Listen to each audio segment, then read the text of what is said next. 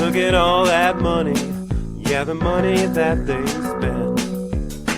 Take another look now and take some time for hemp. I don't cut trees for paper, cause it hurts the environment.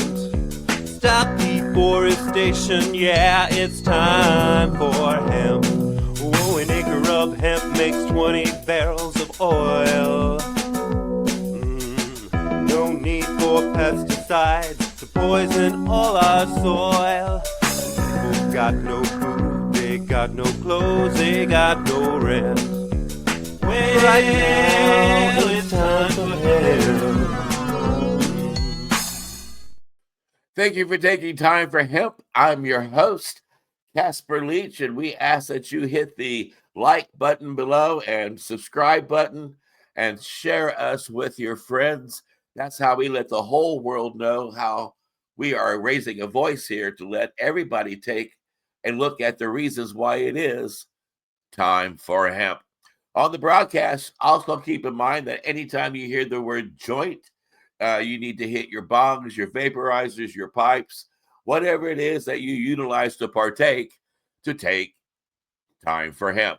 On the program, my joint host today, Al Byrne. Say hi, Al Byrne. Hello, Casper. Good evening. I'm coming to you tonight from my cave. You can see in the background, but we're happy to be here. This is a very international show tonight, folks. Casper and I in the United States, Indiana, and Florida. And the other Al here we have come to know, Gal Graham, he'll show up pretty quick.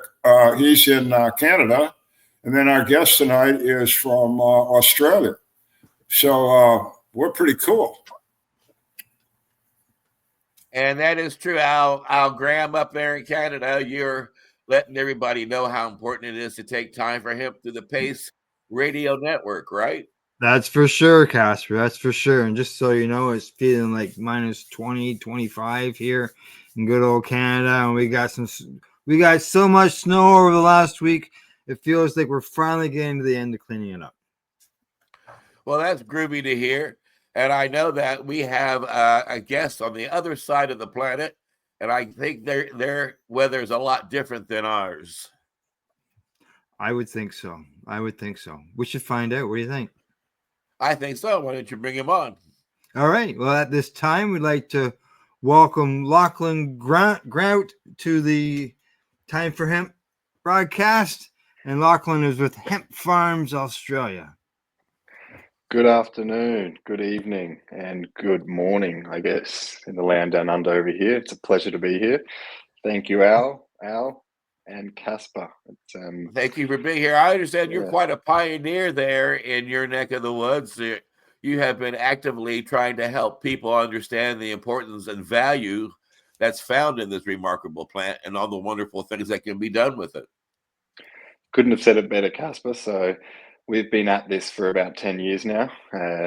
Started it in 2013 with some of my best friends.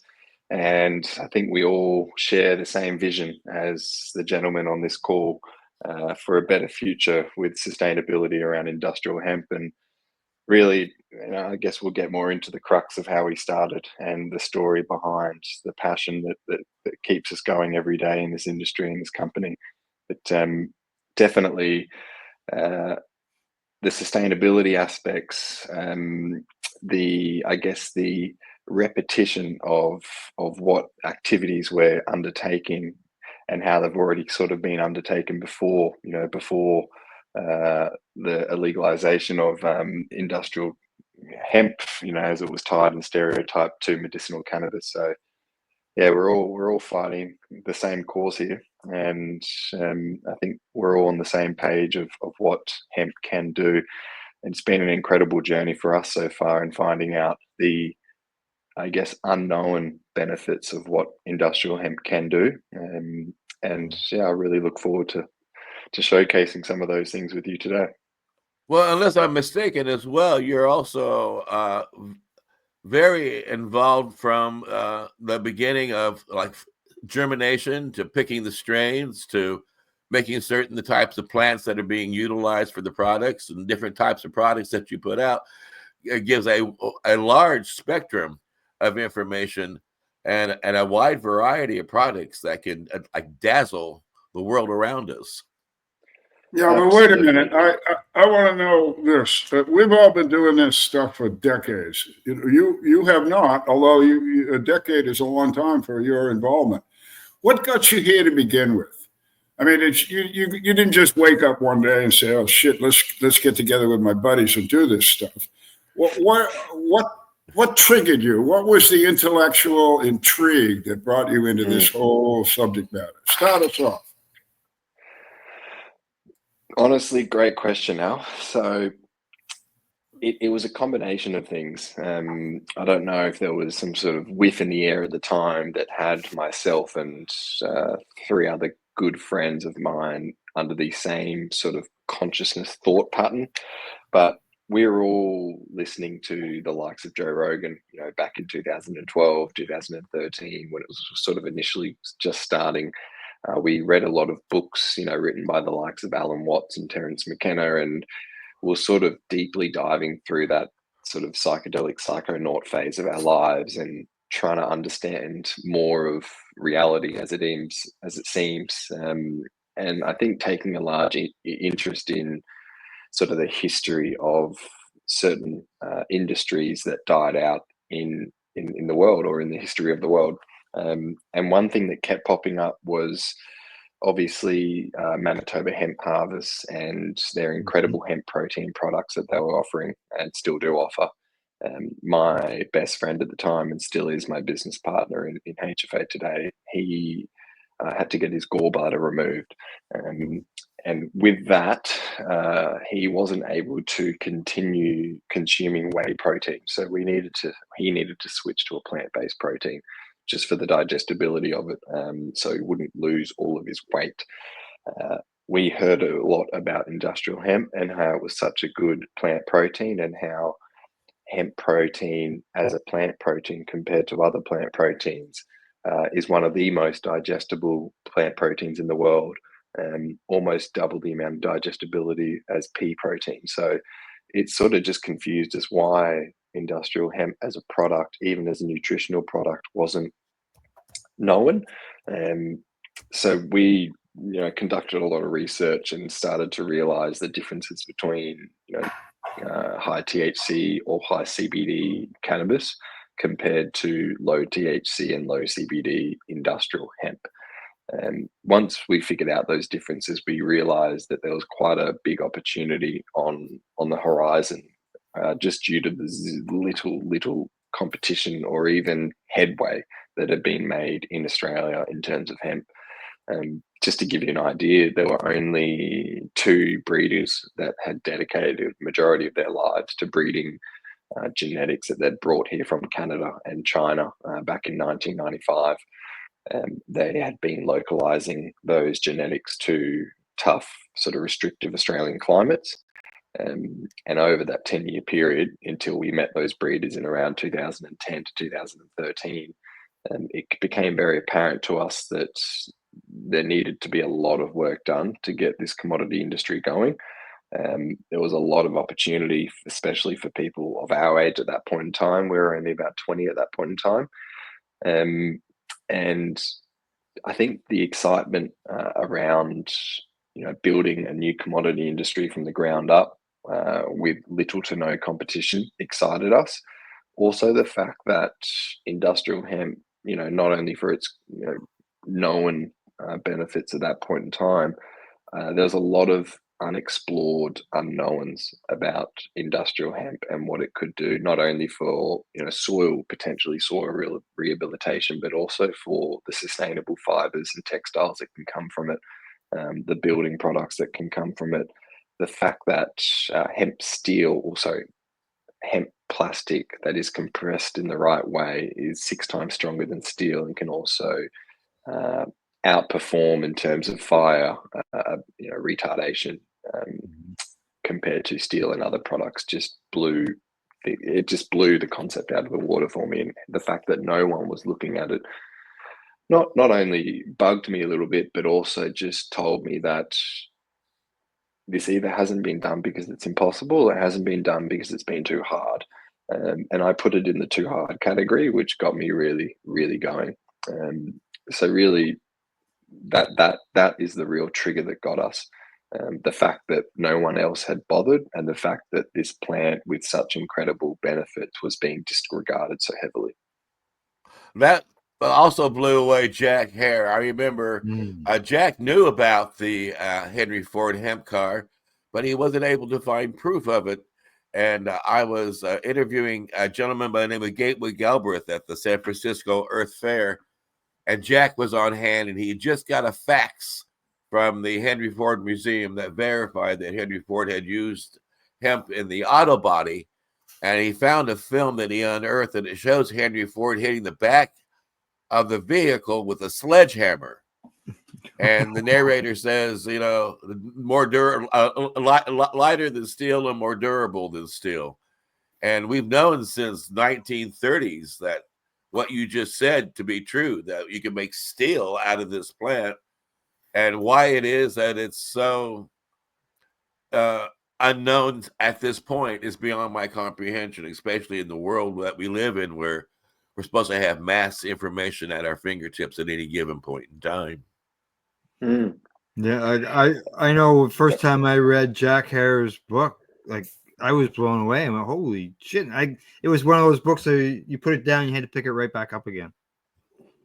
Yep. Yeah, to get Got a very, very good friend, Mike Lewis, who lives in Kentucky, and he grew one of the first legal industrial hemp crops after Prohibition. That was done in, I believe, 2016. There's a really lovely video on YouTube, which is a remake of it was backed and funded by Patagonia. So it's a Patagonia film, and it's about American industrial hemp. And it pretty much is in a 3 to 4 minute video, shows that one of the first ever American flags that was ever created was created out of hemp fiber. The Bill of Rights is written on hemp paper. And I that's the one reason why I love doing what we do and targeting what we do towards America at the moment. And really the reason why we're all sitting here now is it is the time for hemp. And the Sure, mate.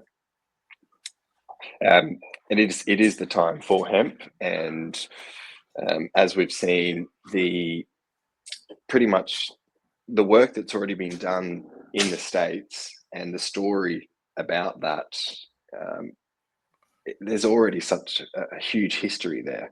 And, you know, the founding fathers were very, very comfortable with the fact that, you know, industrial hemp was a pivotal point for American history in both world wars. So to disregard it, you know, is either other powers at play that want that, or it's just the fact that it's so closely tied to medicinal cannabis at that point in time, back in the day, that it was just a slow uptake. When did it show up in any form historically in Australia, or did it? It did. It did. So back when cotton, or sorry, yeah, really, it goes back to the days of cotton, as well as the days of really finding I mean, one story that I've heard is finding a suitable product for ceiling boards, and asbestos was compared to industrial hemp fiber panels. Now we all know asbestos, you know, 25 years later after the product was completely produced and filled in all of our ceilings, including this ceiling, not anymore, but it would be 25 years ago. That's a poisonous product, and you now need licenses and expertise to get rid of that product before you go and replace it. And these are filled in all of our areas that we pretty much spend, you know, 50, 60% of our days, either if it's at work or at home. And the fact that hemp got rug pulled from that deal or opportunity is just a simple case of, well, cost of goods, if this one's going to be cheaper and it can be supplied much more frequently, then that's great. So I know that that's one of the port of calls that also shunted hemp out of an opportunity like that back in the day in Australia. But with Australia as a whole, we really have copied everything that the US have done in terms of the industrial hemp industry. It's very much followed the same rig and mortar as the war on drugs, and the uptake in forming an industry here has been just as slow as the US as well. Now, do you have your own farm to make your own products with? Or are you working with a co-op? So we own small lots of land to produce what we call as our greenhouse and our registered seed production. So that's all pretty much 1 to 5 acres in size. They're all under either outdoor or indoor controlled scenarios. And that means that we can ensure that each allotment of seed that we bulk up and then sell commercially in commercial quantities is very much replicant of itself. The phenotypes and characteristics of those phenotypes and are all very much identical across the whole scope of the crop. And it also allows us to remove any inconsistencies from that line that can show up after 3 or 4 generations. It also means that we can have a nice tight control over the THC parameters. So controlling the stress in the plant or in those crops at the early stages of its genetic life. And genetic life, I mean, within a hemp genome, you've got roughly about 6 or 7 generations before you need to come back to the mother seed. And that is a case of minimizing the risk of THC compounding up over those generations, which is a natural defense mechanism for industrial hemp. So industrial hemp produces THC as a terpene element, as a part of its cannabinoid development, as a defense mechanism, not only to obviously pests, but also sometimes diseases. So our breeder and our team have been able to identify precursor compounds to THC and THCVA, and those precursor compounds can actually be isolated, and we can control the upward trajectory of a compounded THC cannabinoid within a plant genome to stop that increase of THC over the generations. So that's really a large focus of what we've been doing in our small cropping scenarios. All of our larger cropping operations are done with growing partners of ours, as well as pretty much certified seed multiplicators. We do handpick those, and it has taken many years to handpick the right ones. But just like any other big seed company works around the world, like your Syngentas or your New Farms or your Bayers, they all have contract growers. They don't really own land themselves, and they do research with universities that have research teams in place to conduct that high quality work. So we try and reinvent the wheel. It sounds to me like your country is like 20 years ahead of America. What's the process for you to get like I'm assuming you have to get a license and all that. Like here in Canada, we have to deal with Health Canada, and there's all these regulations and things that the growers have to go through. What's the process for you in there in Australia? Yeah, so in Australia, for industrial hemp, we have the Department of Primary Industries, which is a government ag department, state by state, that license and regulate the industrial hemp licenses for growing all hemp under 0.3% THC. There is also another body which pretty much only deals with the medicinal cannabis crops, which is for the prescription medicinal industry here. That is the Office of Drug Control. So there's 2 main arms. We deal with the Department of Primary Industries on a state level, state by state, depending on which state we grow on.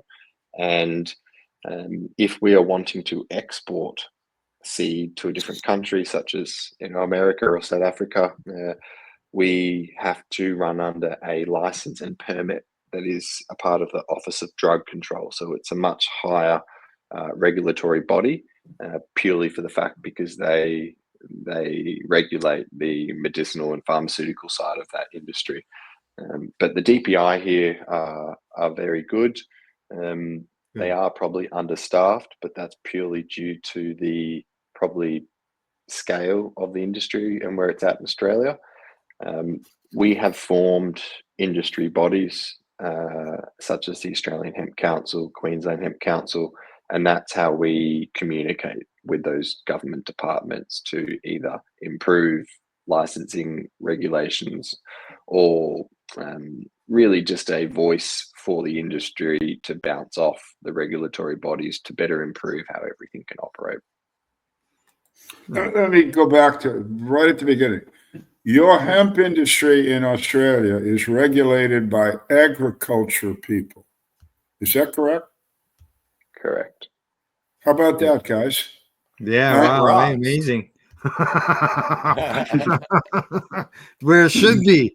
It's where it should be. Well, There's no yeah. way with that. Well, yeah, but I mean, I'm glad that I wanted the audience to hear that because there's a lot of us, mainly me, I guess, that rant a lot here in the U.S. that it's a plant and it should be held accountable as a plant. It's not a drug. Now, if you want to make a drug out of the plant, okay, you shift it over to another body. That makes sense to me, which regulates, I'm sure, for human purity, et cetera, which any patient or any healthcare physician would want.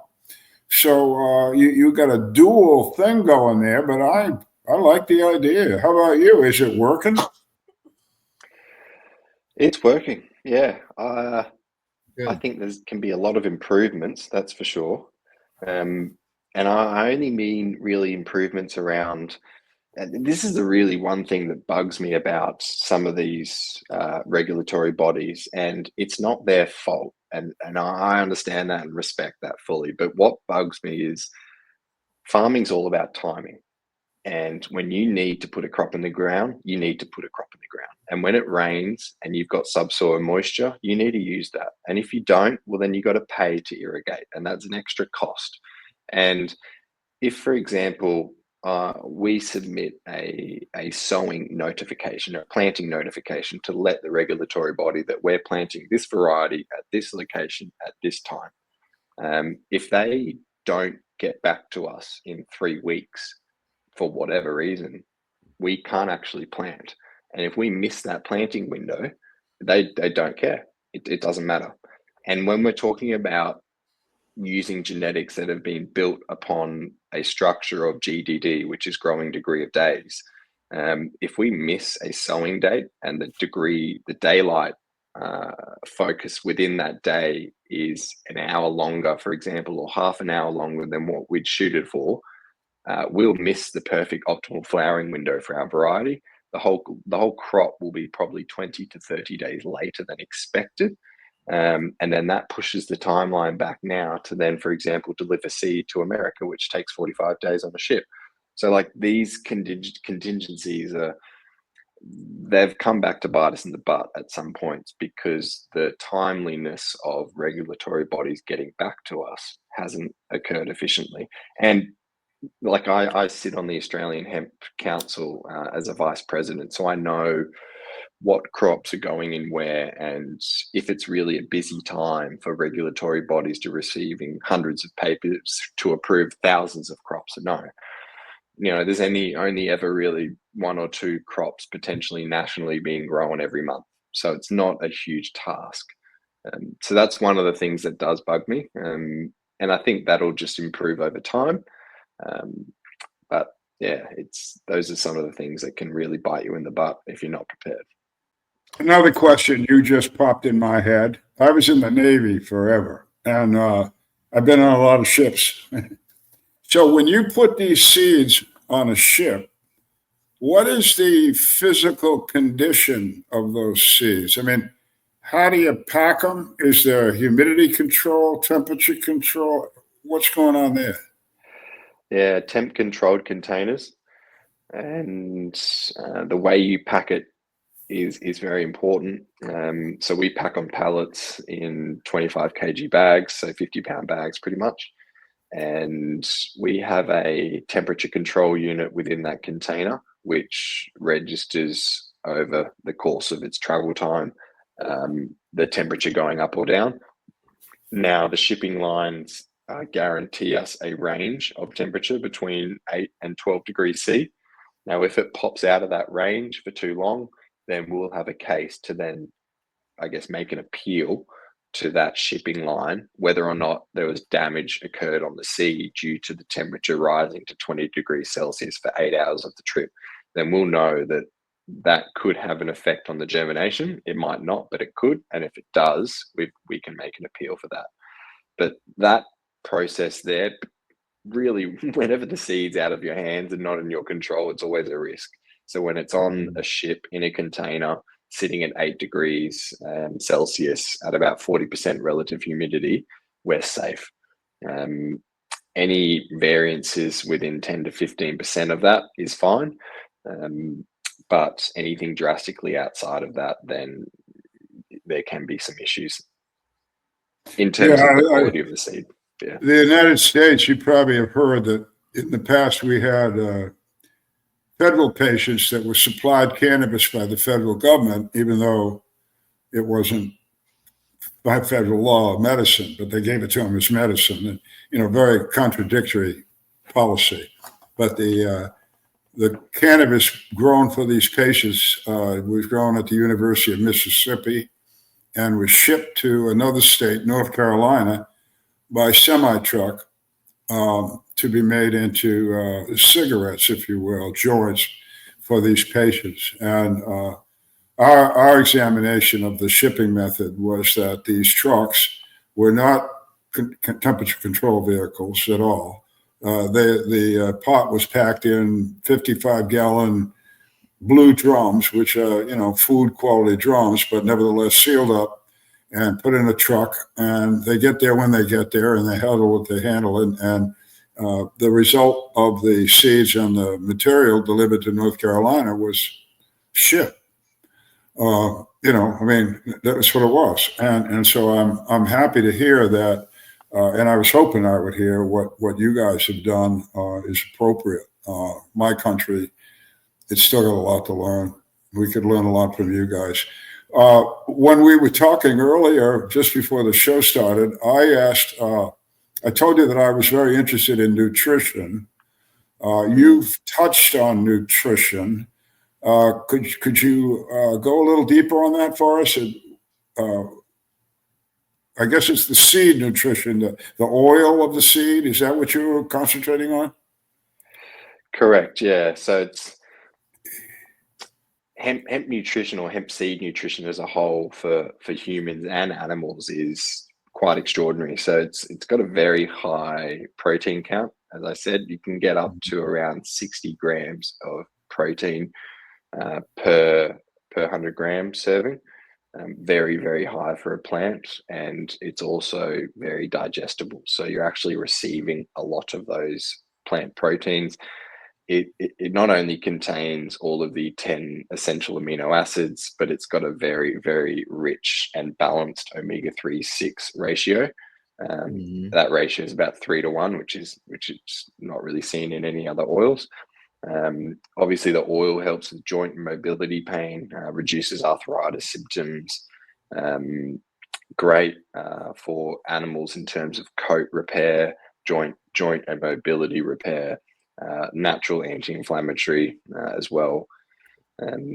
We haven't seen the biggest uptake in nutrition or supplements in the hemp space for humans. And I purely think that, or not purely think, but I 100% believe that it's due to the fact that you can't actually legally market or advertise industrial hemp products really anywhere in the world, because Google advertising runs under Google, and that's a federal company, or runs under federal US laws, and therefore hemp CBD products can't be marketed, and hemp protein and hemp seed oil fall under the same name and category as hemp for CBD. That's why Meta as well and LinkedIn and people like those companies, they don't allow paid advertising for anything that mentions the word hemp.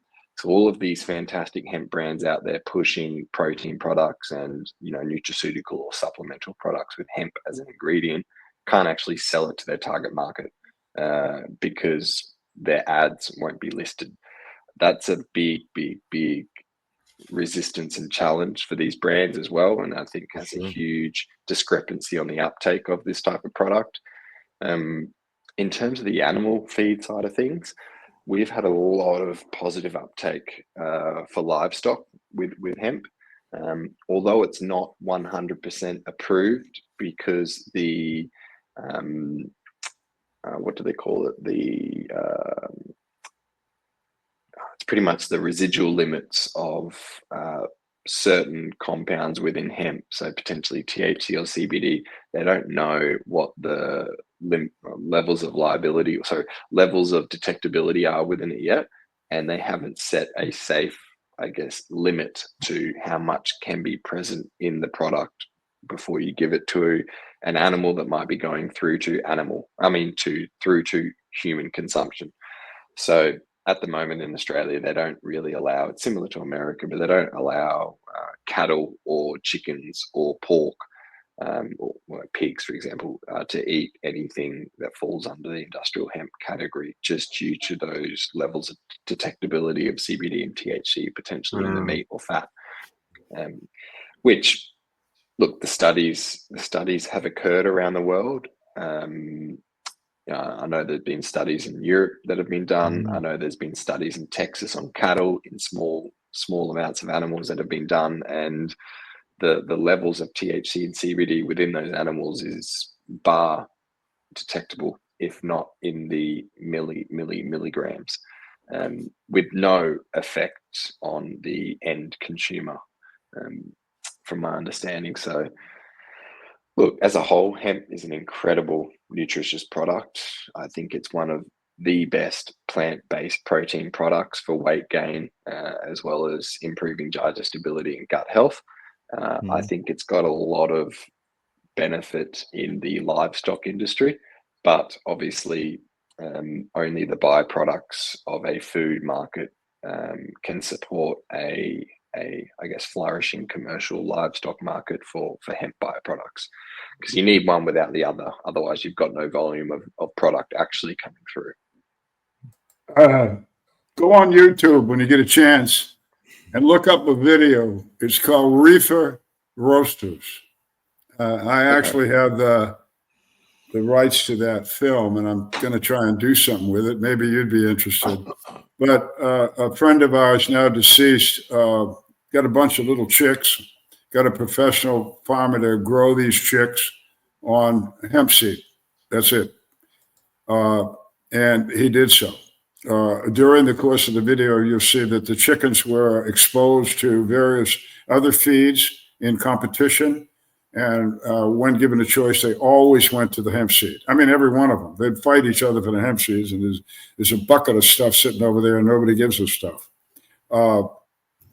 He actually brought this chicken. He had the chickens flash frozen, professionally done, clean, fixed, frozen, taken to the United States DEA first chili chicken cook-off, where he won.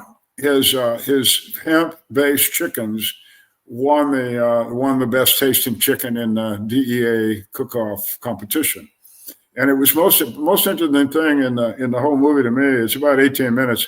Is the federal inspector, U.S. government inspector, and he's typical, man.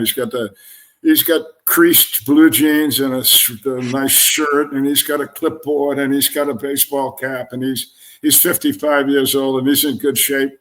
And he picks up some of these chickens, and he asks my friend, who was a doctor, a PhD, he said, "Where'd you get these chickens?" And Skippy told him, "I grew them." He said, "I've been doing this for 30 years. This is the best looking piece of chicken I've ever seen in my life." So look that up. I've been trying to get it to the chicken industry because they're missing the boat here. And then I see you speak Mandarin. So I don't know if you know this, but in China, when you go to the movie theater, they don't offer you popcorn. They offer you roasted hemp seeds. The Chinese have been eating this stuff for a billion years. It is, folks, I guess what I'm saying is it's really good food. Again, for reference, anybody listening, I produced a book in 1997 called Cannabis in Medical Practice. And we devoted one chapter of that book. It had 13 authors from 17 different countries, if that makes any sense. But we devoted a chapter to the quality of hemp as a food. I would call your all attention to that book, Cannabis in Medical Practice. The chapter on the breakdown of the food quality, proteins, everything that Lauchlan has said, is right there for you to read, and it's just exceptional. It's wonderful food.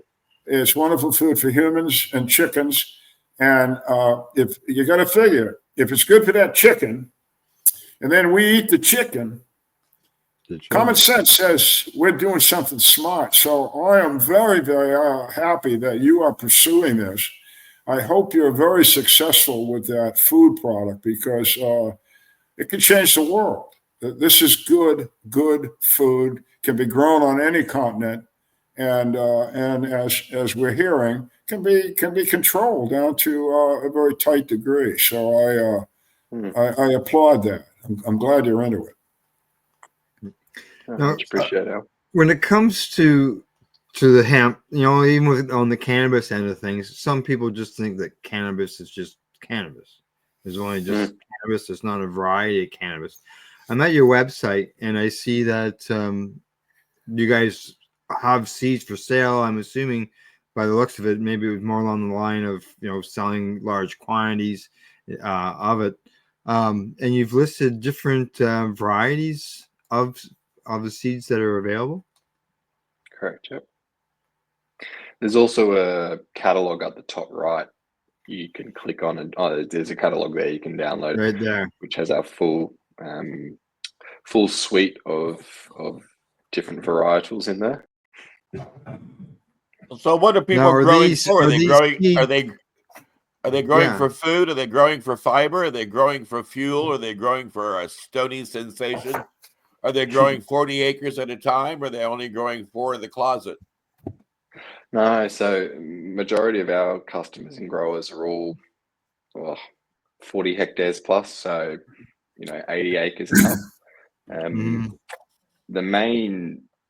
Our main, I guess, the end market that a lot of our customers are feeding into is the biomass and fiber market, mixed in with carbon sequestration. So a bit of a double dip there. So sequestering carbon throughout the crop cycle and then locking up that carbon in a certified product, either as a building material like a concrete block, a hemp block, or locking that up into a biochar product and then putting that back into the soil to add organic matter, and also just to really improve soil performance, and then also add carbon back into the soil as one of the most important compounds for that. And where do you send the most seeds to? Like America, Europe, Brazil, South Africa? Who are your biggest clientele? So our biggest market would be the US, and there is a reason to it. There is a bit of a strategy behind it. If you'd like me to sort of give a brief overview of that, I'm more than happy to. Please do. Yeah, because I wasn't aware that we had such a thriving hemp industry in our country at the moment. I wasn't either. So yeah, let us know. It would just be seeds. Yeah, you do in a lot of the southern states. A lot of the northern states are focusing on grain production for the food market, and that's purely because they're using Canadian or European varieties that are well suited to those latitudes. Much colder climates, so they require a different genetic line to, I guess, excel in those areas of the world. It also helps to have someone like Manitoba over the border, feeding those growers with good genetics and seed, and then offering them buyback agreements on all the grain that they produce. So it's a great circular economy structure that, and it's very similar to a structure that we're putting together in those southern states such as Texas and Kansas, Tennessee, even all the way over to Virginia as well. But really, what I guess strategy we're working off and trying to replicate is very much like the cotton industry back in the 50s and 60s. Australia's cotton, particularly in New South Wales and Queensland, became a global leader in innovations in genetics and water efficiency and pest resistance. So these advancements directly benefited Texas cotton farmers, and really any cotton farmer in that similar latitude, due to the fact of the similar climates and similar latitudes as here. Australia's pretty much genetic researchers back in the 60s developed drought tolerant and heat resistant cotton varieties that thrived in those harsh conditions. Obviously, Texas, with its hot climate, unpredictable rainfall, found these genetics very suitable, and the adoption of Australian varieties led to higher yields, improved fiber quality, and better resistance to environmental stress. Also, the growing techniques that a lot of American cotton farmers replicated and were taught by Australian farmers really improved their efficiencies on yield performance, as well as being able to produce back-to-back cotton crops for a thriving cotton textile industry. So obviously, Texas isn't the most water abundant area, and there are water scarcity issues and water regulations in those areas. So trying to get the most return per acre from your crop on the least amount of water is obviously the goal, while still maintaining a high resistance to drought as well as pest and disease. So what we've been doing is developing varieties under that exact same strategy and model. So target a thriving industry and state, target companies that are similar to yours, whether they're family owned, family run, or family backed like ours is. We like to work with private groups just due to the timeline in decision making. So obviously big public companies, things take time. And we're not at a point in this industry where we can take weeks or months to make a decision on something. And we know what works and doesn't work. We know where our varieties work and don't work, and we know the boundaries and limitations to its yield. So when we walk into a conversation or a potential deal with especially groups in America, I think the confidence and the level that we bring, as well as the understanding that we're not doing anything new here, we're replicating what was done 40 or 50 years ago in the cotton industry. And we're now working with cotton farmers in areas like Lubbock in Texas and Wichita Falls that have grown cotton from Australia, and now they're switching to grow hemp from Australia. So it's nothing new to them. In your head, it makes sense. We as Australians haven't really been the best at diving into new opportunities and throwing a huge sums of money to get it going. We're quite risk averse, as our history has shown, and we like to perfect things before we push it out to the public and big note ourselves and get really the steam train rolling.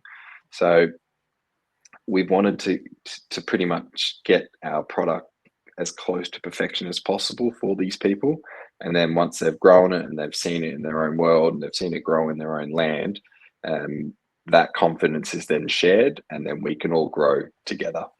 So now, do you have a guarantee? Do you have a guarantee of a certain amount of germination? Like, example, if I get 10 seeds from Crop King Seeds, they boast that they guarantee that 80% of my seeds will definitely germinate if I follow proper procedures. So I noticed that you said that your seeds are patented. So that means you've gone to the trouble to make certain that your seeds do certain things and have certain amounts of chemicals and background in DNA. But when the farmer buys from you and they put their seeds out into the field, what kind of guarantees do they have with your seeds? So yes, they are protected under plant breeder rights. So it's like having a patent over something, but in the seed commodity world, it's the exact same thing.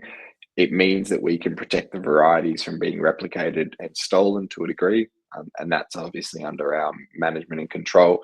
Um, we guarantee germination rates of 85% and up. For any percentage below that, then there is a deduction in the actual cost price of the seed, depending on how much below that level of germination that we guarantee it is. We also guarantee certain vigor and also guarantee flowering initiatives and triggerings for that customer, expectations of that as well. And also guarantee crop length depending on, I guess, the speed at which the crop's growing, dependent on how much water it's received and nutrients within its first 45 days. And for you to get that information, I know you can't grow all those seeds yourself to determine that. You rely upon what types of surveys and what type of research to give you that information so that you aren't holding the bag economically and you are still making a profit. I mean, jeepers, that's quite a guarantee you give. Yeah, we unfortunately, but fortunately, the burden always does lay with us. So when we grow crops and we have customers that have already pre-purchased that seed from the crop that we're growing, we then take that seed and get it germ tested at a certified lab. We then store it in a certified, or what we call accredited storage facility, which has a relative humidity of around 40% or below, and always maintains temperature within the adequate sort of temperature parameters that we set. Now, when we harvest seed, it goes directly to that facility and stays there. So we pretty much lock in its germination at that point post harvesting. Once the customer buys the seed, they look after the freight. If they want to have it in a non-cooled or chilled freight environment, that's their own risk. We don't advise that at all. But really, we take every measure in place possible to keep the quality of that seed as high as possible, up to the point in which it's in the ground or it's in the customer's hands. So we don't really like to ever rely on other people to give us germ reports, or I guess data from a crop that's growing. We would rather collect that data ourselves on a crop that we're managing ourselves. If it's a customer's crop and they're requiring, certain agronomy help or assistance, then we definitely hold their hand through that process. What we've learned is, instead of charging a grower or a customer of ours for every single piece of time or information that we've taken us 10 years to learn, like every other person we've found in the industry, they want to charge everyone for everything they've learned because they think it's special and unique. Whereas the aim of the game is to get the grower to understand and love growing this so much and actually make a profit out of it, that they want to continue doing it year after year after year. So we pretty much, we offer those services and that knowledge to people that we work with for free, considering that they will be a partner of ours. They will be a business, and it will be a relationship of ours that'll be long term, and it won't just be a hop, skip, and a jump in a one night stand situation for them, which a lot of people have encountered, and they get a bad taste in their mouth, and they don't really want to work with hemp again. You see it when seed companies send seed to growers, and they make them pay, $3-4 a pound for it, and it ends up being 30% germ. And the grower says, "Well, I want a refund for the seed that's not going to grow," and the seed supplier says, "Oh, well, we can't do that. Sorry, you've already paid for it, and the germination was this when we had it, but now it's that when you've got it, so it's your fault." And yeah, that leaves a very bad taste. And you can't be going around burning people in an industry that's not really an industry yet. Exactly. Exactly. Yes. Mm. Exactly. Now, I keep hearing you talk about seeds, and I understand that, hemp farmers do the seed end of things, but we know there's so much more to the hemp plant than just seeds. So what do you do with the rest of it? Great question. Obviously, so we're a seed and genetics or biotech business. So Right. we try and maximize the amount of seed produced on crops and varieties that can be 100% grain focused varieties, as in production. They could be dual purpose or they can be fiber. And each line has a different result of yield for seed. Some are harder to get seed back off, some are easier. And what we, I guess, segregate as easy and hard is it's much easier to harvest a seed crop that's only 4.5 feet tall. It's much harder to harvest a seed crop that's 16 to 20 feet tall. There's a different method of madness involved. And we've had to learn the hard way, I'll tell you that. We've harvested, 50 hectares of crops and had, 50 ton of seed harvested. We're expected 50 ton of seed to be harvested, yet there's only 20 ton, and you're wondering where is the rest of it, and it's all on the ground because it's shattered off the plant before it's actually sat and been collected in the header bin. And then you realize that 45 days later, because you've got an even better crop growing there than you had before. So it's a volunteer plants have come back almost better. Yeah, so obviously closer to the ground, easier it is for your equipment to pick it up. Yeah. Oh yeah. And a conventional header can sit quite low to the ground, whereas they can't get above 6 feet. The old ones can't. So you're sort of penciling into a crop that's much taller than the header, and it's being cut here with all this leg space and another 6 feet that way, and it's trying to cut it here with the rotary bins going round, so it's folding it, catching some, whereas some are folding outside of the actual bin and falling out. Some is coming in, some's going out. So we've had to learn different methods of madness to stop that. Because when you're selling seed at around $3, $3.50 a pound, and you've got 100,000 pounds sitting on the soil, it's a big loss. It's no good. Yes, you don't, mate. But to answer your question, Al, seeds is one component. It's only a small component. The majority of the plant is fiber and hurd and leaf material. The fiber and the hurd. With our crops, we collect it as stubble. So once we've chopped, 50% of the plant off, we're left with about 50% of stubble, which is really just the base of the plant plus the root system in the soil. And some growers like to go through that with a sickle bar, which is a cutter bar that sits out to the side of a tractor. So tractor body here, sickle bar here, very sharp chopper bar like a chainsaw. And you just drive up next to the crop and it cuts it all off at the feet. And you come back and do it each way. And it pretty much cuts all the stubble. So it lays down the ground. You'll then let it rot in the field for about a week and a half. Let the natural dew do its thing on that retting stubble. And then it should turn to a dark, milky kind of grey color. Grey, blacky, milky color. Yeah. Once that's done, you just go through with a normal hay baler, either round or square. They'll bale that up, let it dry on the field. And then there's about 2 companies in Australia that have pretty much pioneered the hemp construction industry.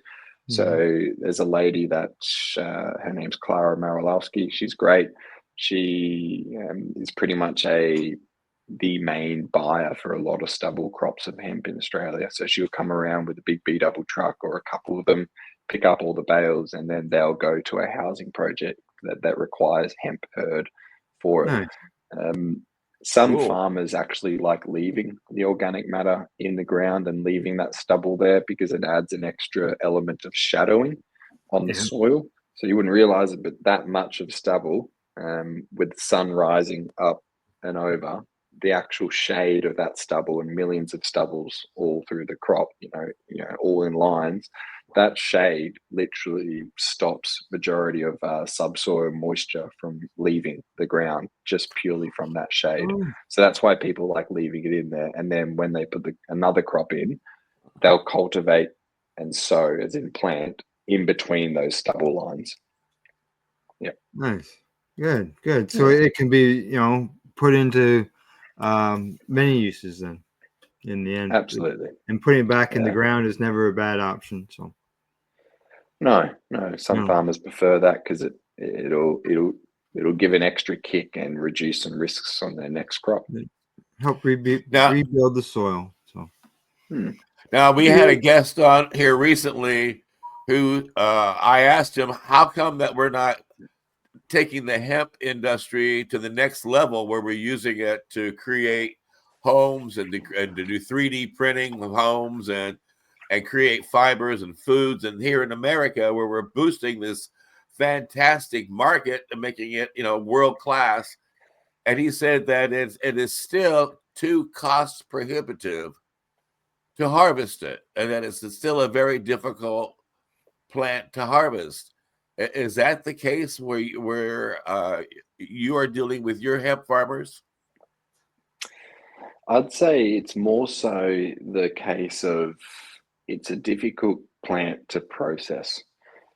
So there's a lot of different ways in which you can process the plant. The most known way is decortication.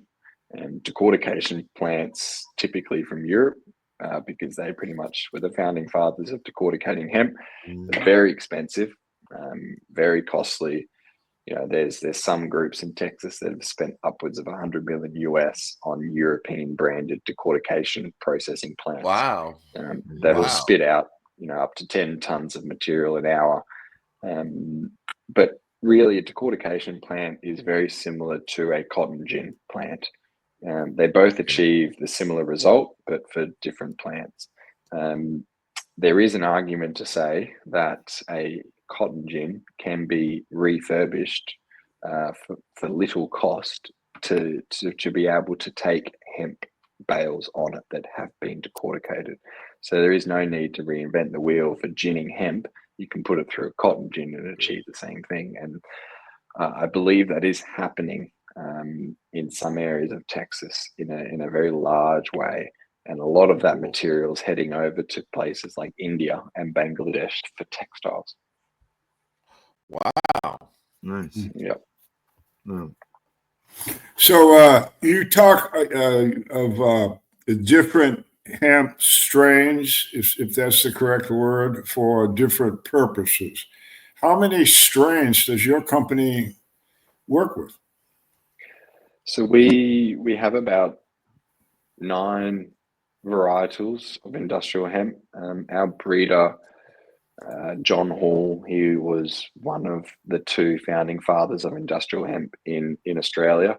And so in Australia, there are registered varieties. To actually play in the industry here in Australia under a license, you need to use one of those registered varieties. HFA own about 60% of all of the registered varieties in Australia. Those primarily are quite balanced out in terms of what they achieve. So we have 2 grain varieties. One is Bundy Gem, the other one is Tagigi. Bundy Gem is our seed that's in commercial production at the moment. Tagigi is not. We also have King G2 and Wungara, which are our fiber varieties. We've tested those varieties for carbon sequestration as well as overall yield, and we've had results from universities back with upwards of 24 tons of carbon sequestered per hectare, which is roughly about 12.5 to 13 tons per acre. In terms of fiber production, some of these varieties of ours here for the fiber are pushing upwards of 18,000 kilos of biomass per hectare, which is, it's phenomenal. And then we also have dual purpose varieties. Now, I always have been against dual purpose varieties because I guess I've just been taught by the oldies in my life that you can't be good at two things. You know, you're either good at one or you're good at the other, or you're shit at both. So, and my argument for this is, well, with these dual purpose varieties, it's not the fact that you're either good at one or the other. It's very dependent on when you plant it. So if you plant it very early in the season, it will perform very well as a fiber crop because it's got much more time in its vegetation phase. Whereas if you plant it very late in the season, it won't have much time at all in its vegetation phase. Therefore, it'll trigger into flowering quite quickly and the crop height will stay very short because it hasn't had enough days in its veg stage to get tall, because we've planted it so close to its flowering trigger. Whereas you want more fiber, plant earlier. Being you are down under, when is your optimum growth season? Is it? It's Like, I'm just wondering whether it's any different than what it is up at this end of the world. That's all. It's pretty much the opposite. You just got to flip it. So you'd be talking like from so your growing window is very much for fiber crops planting in March. Well, so, even outdoors, you probably April, May, because we can still get snow in May. And down here we're planting in roughly September. So 3 months in from the end of the year, and you're 3 months in from the start of the year. Right. Down here in the United States, since cannabis was banned in this country, there's been an exception on bird feed. You go to any grocery store in the United States and buy bird feed, and it'll have hemp seeds in it. Do you sell into that product as well? I'm so glad you brought this up, because when we first started HFA back in 2013, Australia and New Zealand were the only countries in the world where consuming industrial hemp food was still illegal. So we couldn't consume hemp seed oil even as a topical for skin products. It was believed to be, because your skin is technically an absorbent, you're technically absorbing an illegal substance. So at that point in time, and that didn't change until 2017. So we were hamstrung up until that point. Like, we were selling seed to aviculture places, avariums, high value bird. We had one of Australia's most high quality Casper farms, and different imported peacocks or something, very high value birds that were eating hemp seed, because we were selling them for $3 a kilo. About $2 US a kilo pretty much back then, and that's a very high cost for a bird.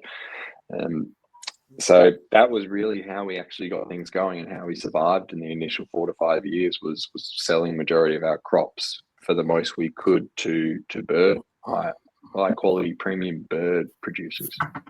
Well, I am glad I asked that question. I suppose you're familiar with the Birdman of Alcatraz? No, wait, please tell me that. I'm a storyteller. That's why I'm here. There was a very, very bad man, a murderer, and he was confined for his life to Alcatraz, a very infamous maximum security prison in California. I love Alcatraz. And he became a world-class bird expert. I mean, world-class. He wrote books and did all kinds of things. One day he went to the warden of the prison, Alcatraz, and he asked him if he could provide do an experiment in the prison. And basically what he asked, and what he got permission to do, was take control of the basketball court in the prison. It was an indoor, high ceiling, very large court. And he controlled the whole thing. It was all closed up. He put 40 different piles of seeds on the basketball court. Pick a seed, flax seed, etc. Hemp seed was, of course, one of the piles. Then he had a couple of dozen birds, one of each type of different variety of birds, songbirds, everything you can think of, different varieties. I don't know enough about birds, but he had a whole bunch of them. And he let them go one at a time. They were hungry. He made sure they were hungry.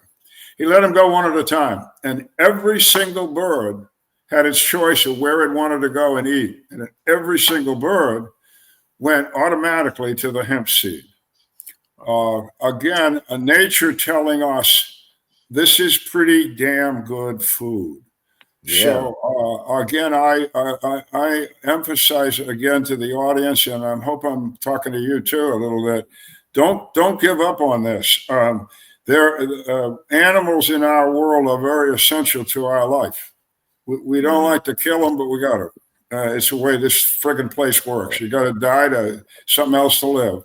But while they're getting taken care of by us humans, they ought to be taken care of really well, in my opinion. And this hemp seed, if birds know it's what they need, we should take a lesson. Well, I'm glad you got into that for a while. Those seeds, I guess, when you were selling in that way, were they irrigated or something to keep them from germinating? I don't know if I can answer this on this call. I'm sorry to ask these tough questions, but that's what we do here. Yeah. I'll answer it this way. The seeds were denatured to the best of our ability. Okay. They weren't irradiated. They weren't cooked in any way. We made it clear that the seeds were no good for planting. Therefore, they're good for consumption. Now, that is another question I have is you sell seeds for farmers to grow, and you also sell seeds for people to make product out of. Do you also sell product to eat? Do you sell seed to people who make paint and lacquer and varnishes and that type of item as well? Or is all your seeds either for planting or for food? Majority of our seeds are purely for planting reasons. All right. So and how do you stay in business? I mean, how do you find all these many seeds? I mean, you're talking about 1 billion seeds a year, aren't you? It all comes into the breeding program. It all comes into, obviously, farming's one thing, running a business is another thing, and managing cash flow for a farming business in the hemp industry is a completely other thing. So it's and obviously, it's less occurring at the moment, but definitely over the years, we've had to learn how to strategically manage cash flow as well as manage expectations from customers, because the way the industry is at the moment is growers or suppliers or processors, they want things in 3 months, or they want something next month, and they've got an opportunity on the horizon, but they want to do it now. And you can't just grow a hemp crop at any time of the year, and you can't expect a seed supplier to have 50 ton of seed available at the drop of a hat, because if anyone's sitting on 50 ton of seed, they're sitting on 50 pallets at roughly $6 per pallet sitting in a cold storage unit. So they're burning cash whilst waiting for you to make a decision on whether you want it or not. So we're not really at the point in time yet where we're like Monsanto sitting on 550 tons of corn seed, because we know that 600 ton demand is coming in the next 2 months because the season's coming up for corn. It's not like that at this point. And for it to get to that point, we need to build supply chains, and we need to build end markets that have volume, because then breeders like ourselves can go out there and actually focus on producing a bloody good product and seed, and not try and focus and stressing on managing cash flow for product that one customer said they wanted, but now 2 months out from the crop of planting, they now don't want it anymore because their funding's disappeared, or their brother's gone off and slept with their sister or something, and now they're all fighting. And it's just and I've worked in other commodity industries throughout my life, beef as well as cotton and corn, and it doesn't happen in those areas because there's 60 years of history. and that's just what we're going through at the moment. And I think that's what you need to go through to build up an industry like this, and also try and remove all of the potentially negative stereotype that some individuals can, attach to someone trying to push an industry like this. So it's not only the language you use and the way that you represent yourself, but also, I guess, the stature in which you walk around with, and what you're trying to represent and prove needs to carry true and forth with everything you do and every engagement that you come into. We've been fighting politicians for the past 10 years on trying to educate them about the differences with, smokable or consumable cannabis for medicinal benefit compared to an industrial hemp, which you can try and smoke in a telephone-sized bowl that you probably die of emphysema before you get high. So, like, trying to get that through to them is just, I just want everyone to be on the same page, because, as I sit here with gentlemen like yourself, you get it and you understand it and you lived and breathed it, whereas these other individuals haven't, and we have to walk them through that process to make business and life simpler. I suppose your politicians are very much like ours. I'm guessing that their background is lawyers, attorneys, law enforcement. Is that true? Yeah, they're just not as wealthy as your politicians. Yeah. So, again, all of us have been doing this, and like you, and one of the things that we've all found with our politicians, I guess it's the same. I'm hearing what you're telling me. They don't know anything about growing anything. They're not. Most of them aren't farmers. Most of them here in the United States. I mean, I say this kind of with a tongue in cheek, but I don't think I'm very wrong. Is they don't get that cannabis is a plant. They just don't. When they hear the word, their mind triggers something, and they don't see a beautiful plant growing in the field. They see a drug, and possible problems with that drug. Is that the way Australia government law kind of looks at this? Is it still a criminal thing down there? Or how's that go?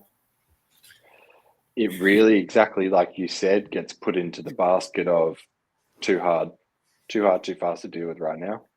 There's too hard to deal with right now, and there's no one sitting across my table right now that's willing to push a bucket of cash under the table and say, just do this right now and get over it, please. There's no one doing that. And look, I'm sure, and to your point, Al, they look at it like the exact same opinion and perspective that you just spelt out then. It's a drug, it's bad, it's, negative connotations, the history of it, potentially cartels, mafia, blah, blah, blah. The way that we should be looking at it is there's cash, there is tax money to be made, there is improvements to life, to country, to infrastructure, to everything that can be made off this. Not just taxing medicinal cannabis, but taxing industrial hemp in a small manner. Just like they tax, well, not tax, but there's levies in place for certain cotton institutions, and there's corn grower associations where they all get levied, and however much they produce, a tiny percentage of it goes back to the association for the state or the country, and then that association then invests in research and different fertilizers and chemicals that can better improve the growing of that crop throughout the whole country. That's a full circular economy of Fed, state, industry association, and actual individual in the industry working together. At the moment, and not like to you mention said, all I the, just don't want to answer it. not to mention all the local jobs that come from that, because so many people in so many different countries complain that all the jobs are overseas. No matter where you're living, they're saying all the jobs are overseas. Whereas if you're growing this plant down the road, you can have a factory that's turning it into fiber, or a place that in the back down the road, basically in your backyard, that's turning it into fuel or into food, and you can create all those jobs and 2 grow seasons in your own community. Absolutely. How many people do you employ? So there's 3 people in our team. Pretty much got a head agronomist. We've got a communications and PR lady as well, and then there's Harris and myself. We're bringing on, hopefully in about 2 months, a new breeder as well. That'll be working on all of our varieties sort of from that point forward, which I'm really excited about. And then potentially towards the middle of the year, just to free up some of my time, we're going to bring on an operations manager just to run all of our core farming operations. So you're doing this with a relatively small core of people. Yeah, it is. Yeah. Well, congratulations. That's pretty impressive. Yeah. Wow. really. Yeah. Now, you mentioned that most of your seeds goes for growing. Now, is there a different kind of hemp seed that produces a better milk than a different strain? When you're diving into those finer details of a variety, Yeah. you're really looking at what the processors or probably the brands would look at in that perspective is what's the percentage of oil in a whole seed. We've seen and obviously the larger the seed in that perspective is better because you're going to have a lot more hull in it, which is Okay. the white core heart, as well as a higher percentage of oil. Therefore, your extraction, so per ton of seed that you cold press, if you've got a higher percentage of oil in your seed, your extraction is going to extract more seed per ton of oil compared to other varieties. So like with Bundy Gem, for example, and Ruby, there's a 33 to 34% oil percentage in it. Therefore, we can guarantee processors that they'll get roughly for every 10 ton of seed that they cold press, they'll see roughly 3.3 or 3.4 thousand liters of oil. So there are, I guess, characteristics for each variety that benefit an end market, like you've just said. Yeah. Yeah. Yeah. Now, when you do your crossbreeding and when you create your strains, do you do the types of work that's been done for, like, let's say, the indoor grow industry, where they've managed to take a crossbreed between a geranium and a cannabis plant and turn it into an autoflower? So within like three days of it coming out of the ground, it begins to flower. Do you do those types of genetics? We're working on that, yes. So our grain varieties are pretty much, they're not auto flowering as you would state it specifically, but they do have auto flowering, I guess, abilities. What we say is we know that this variety will flower within 30 to 40 days of sowing, pretty much no matter when you plant it throughout the year. That's what we consider as our auto flower. And that's because it's been developed more so not off growing degree of days, but environmental factors as well as gene type factors that will trigger that flowering immediately. Okay. You got an insect or a problem or a parasite or anything down there that goes after hemp? Yeah, there are a lot. Probably the biggest one that we deal with is Heliothis, and that's very prevalent in cotton crops. Really, in the most recent years, we haven't really had any issues with disease or pests. The only other soil-borne disease that we've encountered, which was quite bad, was sclerotinia. Sclerotinia is when there's a lot of white fungus that builds around the base of the plant near the soil. And if you pull the actual root system out, you'll have a lot of white, moldy-looking fungus along the roots.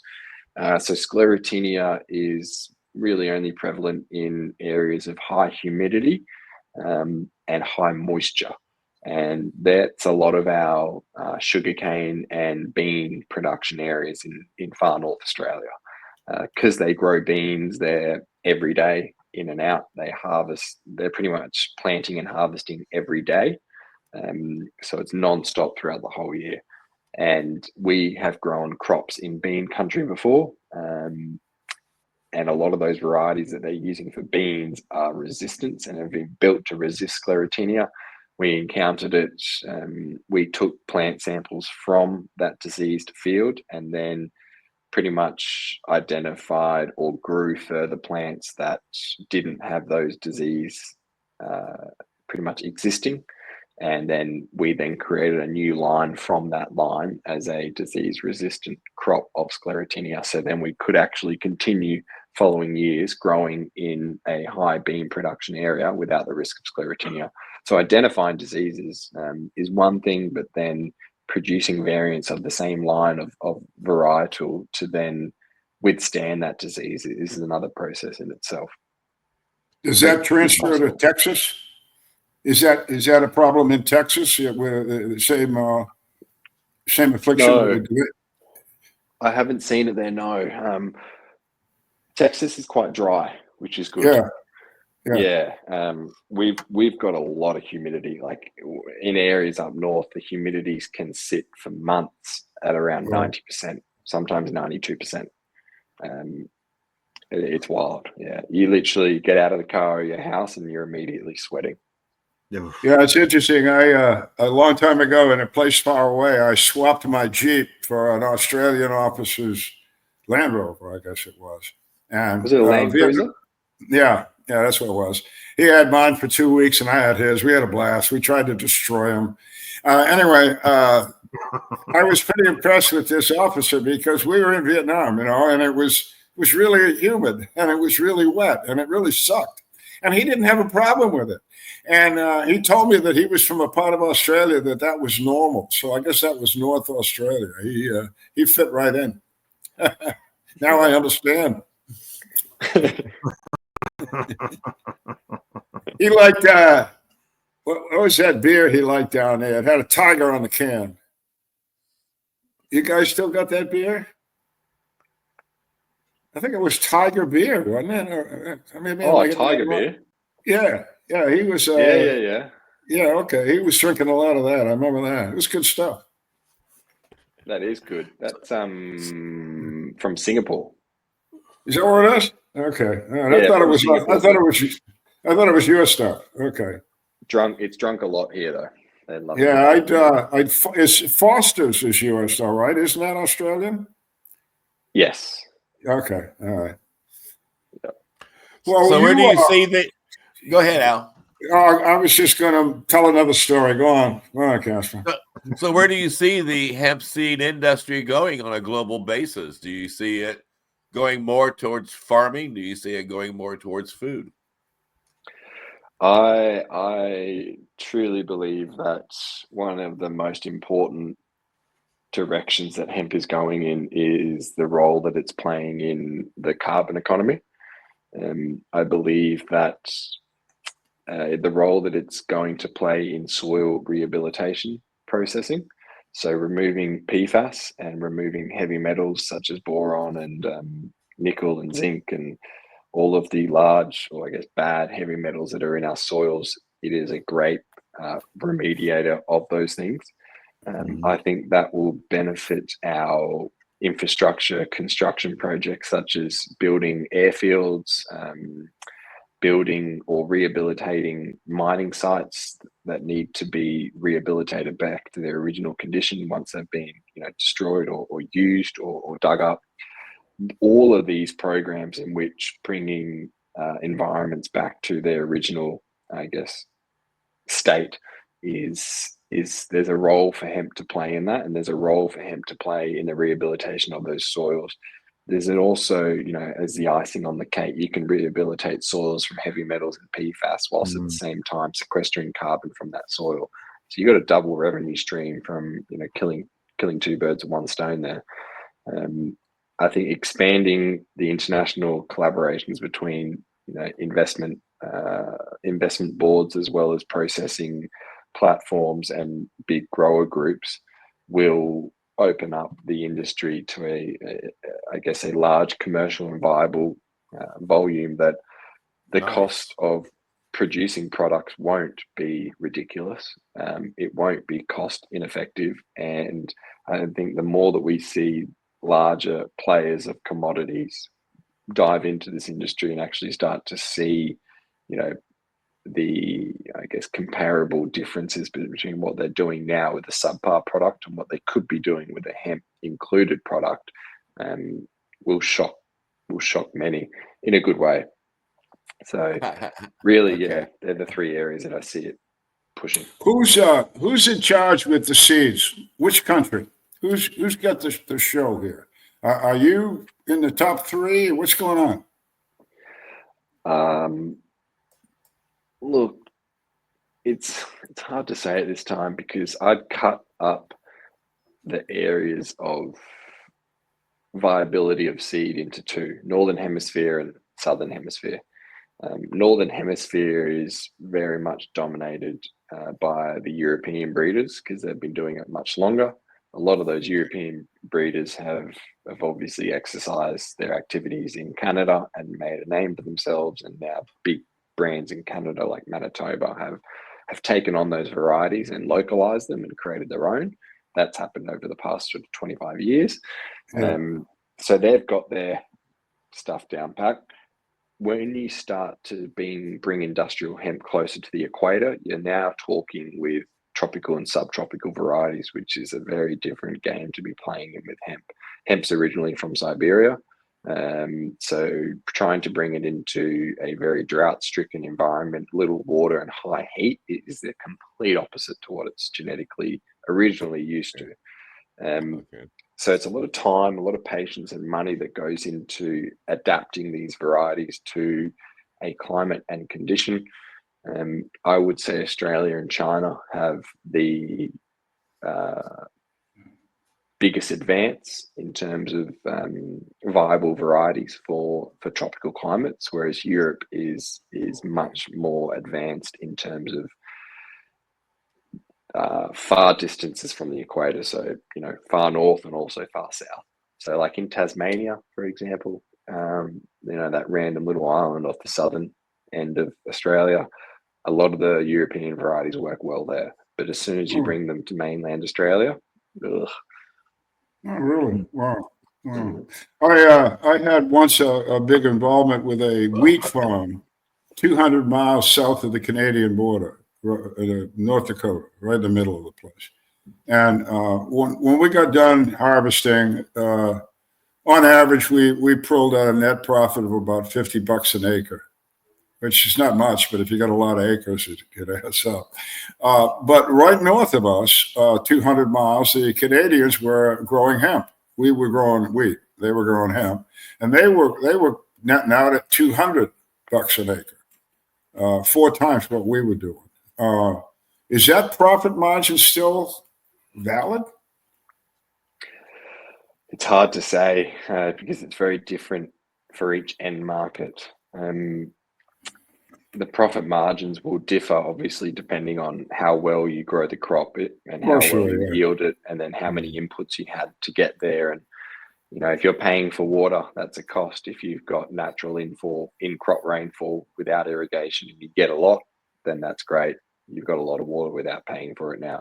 There's a lot of variables in that. So, but I guess the best way I could answer your question is, if you know how to grow the crop and you know what you want to achieve from that crop, whether it's a focus on grain or it's a focus on fiber, if grown well, you will profit quite considerably out of it if done well. Yes. Going off your first crop, though, you can never expect anything to be perfect or grow right. Yeah, we were just flabbergasted. Like I say, we're 200 miles apart from the Canadian farmer. So we had the same weather. It was Red River Valley. It's great food, great land, et cetera, and just the how much they were making. And they were working less.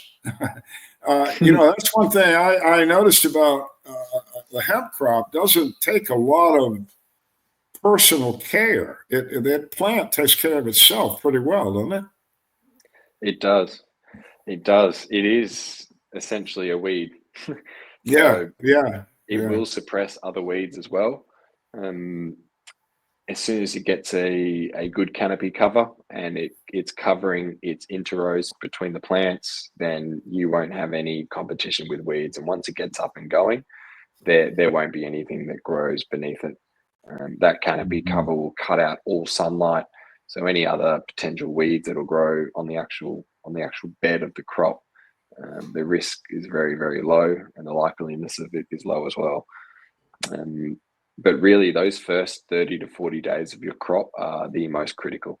Once you've got that down pat, if you've got access to irrigation or fertigation, which is just pretty much fertilizing liquid nutrients through your irrigation system, you can really bump up the crop and add extra support if it's going through its seed production stage.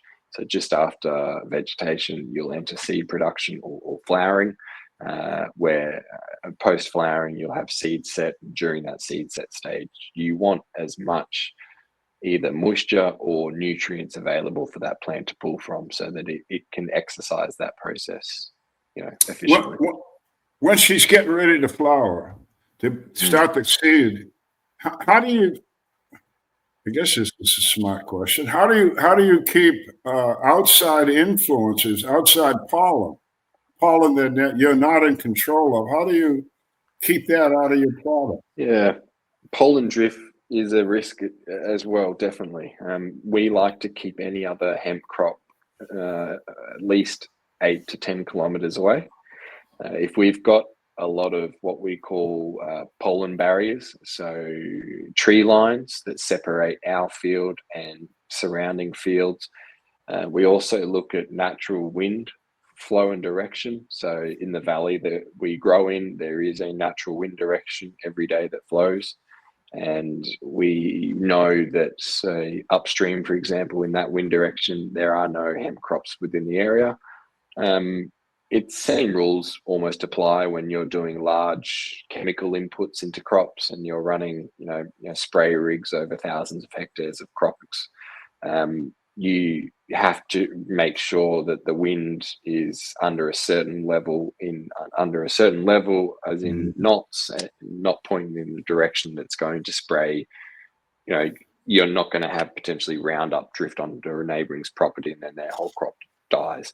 So very similar rules that we apply for pollen drift. Okay. Yeah, good. Yeah, we recently did a report in our news broadcast about a situation where a farmer had a separate crop from cannabis, 2 different farms, and they got the drift, and it ended up being pesticides that drifted, and it ruined the organic crop of the cannabis for the licensed producer. And they were able to trace it back to this farmer, so he's being sued. Mm-hmm. Yeah. Well, that's what I was wondering about. I mean, I guess anything can happen. Wind can change direction or whatever. But so there's a slight risk. Is that what you're saying about pollen drift? There is a slight risk, but if you know or if you're aware of surrounding hemp crops, which we always are, you can set it up so there is no risk. Okay. Good. Yeah. Interesting. Because that's been discussed here in the United States a lot, whether or not that cross-pollination would hurt anybody's crop, but if it can be controlled, that's good. Well, certainly if you've got a medicinal crop nearby, a pollinating industrial hemp crop, it will completely ruin your medicinal crop, as it will spread pollen into those females that are trying to produce bud or flower. And then that pollen will tell them, no, don't do that, produce seed. And now that cannabis grower is expecting bud from his females, and now they all start shooting seed. He was expecting pounds and pounds of flower to sell, and now he's got pounds and pounds of seed to sell. So there's been a lot of issues I've heard, and pitchforks brought up with those issues occurring across many states in America. Yeah. So I think once that was known, there was a lot more due diligence undertaken before putting a crop in. Okay. Good. Well, we've taken a good bit of your Australian day, and I know you got to go to work. We don't. We're all old geezers. We don't work. So, yeah. So, I want to say thanks again. This was very intriguing conversation. I appreciate the everything. And so, before you leave us, what do you want to put out? We've got your notice on the bottom, guys. You see the banner going by to find Hemp Farms Australia, and of course we want you to check it out. That's what these shows are all about. Learn what's going on. But is there anything that you want to bring up that we didn't ask about, or you want to emphasize in any way? I think maybe just closing remarks. Look, we've got the NOCO Hemp Expo coming up in Estes Park in Colorado, April 10th to April 12th. I'll be speaking at that as well, just on pretty much what Hemp Farms Australia is about, our story, and why we're targeting certain areas of America with our seed. And then also just sharing some key performance metrics on our varieties, and also trials that we've conducted in different states, those southern states over there in the US. So that'll be a great way, if anyone of your listeners are in the area or want to pop in, I'll be there physically in person. I'd love to connect. I think what you gentlemen here are discussing on this podcast, and have discussed in the past, is very enlightening. I've really enjoyed my time speaking with you. Can't wait to speak with you guys again. I think we've covered really a lot of areas of the industry as well as the plant itself. I hope that at least yourselves and your listeners might have not a different perspective of hemp, but a broader and more respectable understanding of the plant itself, and what, I guess, industry players in the industry globally are trying to do, like ourselves and also yourself. So thank you very much for having me here. Hemp isn't just a crop, it's a solution. And I think the more that we innovate, collaborate, and really push this industry forward, I think the greater impact we can have on the planet and also the future generations. So thanks again for having me on the show. It's been a pleasure in joining in this conversation. Well, I know I've learned an awful lot, and I have really enjoyed having you on as a guest. I hope to have you back again soon. Al Graham, why don't you let people know about your book? Oh, I'm sorry. Al Byrne, why don't you let people know about your book? Yeah, Graham isn't the author. I wrote the book. Yeah, it's right down there for country and cannabis. And here's another one. I don't know can you see that? That's the book I mentioned that we put together in 1997, Cannabis in Medical Practice. And the guy that wrote the chapter on hemp, you might know him, Larkin, is Robert Connell Clark, who is a world-class hemp expert. He's worked all over the world and developing that. And so it's a chapter on not only the how to grow hemp, but how hemp will be good for the world. Just as you mentioned, that we've got a potential solution here to a lot of problems, from climate change to people not having enough to eat. It covers it all. My book, For Country and Cannabis, is a history book. It basically centers only on medical cannabis. I do mention hemp a lot, and legalization comes in, but it's a book about medical cannabis, how it came to be in the United States and the world. In the world now, we have some 30 countries that have therapeutic cannabis in their pharmacopoeia, whereas a few years back that didn't exist at all. And the way that all came about, I wrote about in For Country and Cannabis. The country part is I spent 24 years in the United States Navy, so I told stories about how cannabis interfaced with the active duty troops of the Navy, basically, although I was around Army and Marine Corps guys, and they enter into the story as well. But it's a good read. It's got a lot of educational material in it. It's about 360 pages, and I jammed it full of information about cannabis and health and how that can help a variety of diseases and help us to a very nutritious lifestyle. So if you're interested in the subject matter, either hemp or medical cannabis, of course I wrote it, so I think it's a cool book. But I would definitely pick it up if you have a real interest in this, or if you're a patient and you're sick and what's going on isn't working. You might want to listen to the words spoken by any number of doctors and researchers in that book. Not my words, they're other people's. I just copied them down. And then Al Graham he's our Canadian influence here, and has done this radio work on this subject for a long, long time. And I'll let him tell you. Pace Radio Network. All right. First off, I want to thank Lauchlan for coming on to the broadcast today or tonight or tomorrow or however this works. I feel like you're in the future to us, but yes, thanks for coming on. I really enjoyed it and I learned a lot, as well as Pace Radio. You can catch it at paceradio.net. We broadcast every day of the week. Something new is going out, and we talk about psychedelics as well as cannabis. And I want to thank you, the audience, for tuning in. For without you, we have no reason to be doing what we're doing. And we ask that you share us with your friends. A friend of mine by the name of Jack Hare once said, hemp might not save the planet, but it's the only plant that possibly can. And it's true. I mean, we can create food out of this, clothing out of this, paper out of this, fuel out of this. Anything made out of plastic can be made out of hemp. Build buildings out of this. Almost 90% of our creature comforts can be made from this one single plant. And in a world that desperately needs solutions to so many problems, they need to know that this is a solution to a lot of those problems, and it really is time for hemp. Look at all that money, yeah, the money that they spend. Take another look and spend some time for him.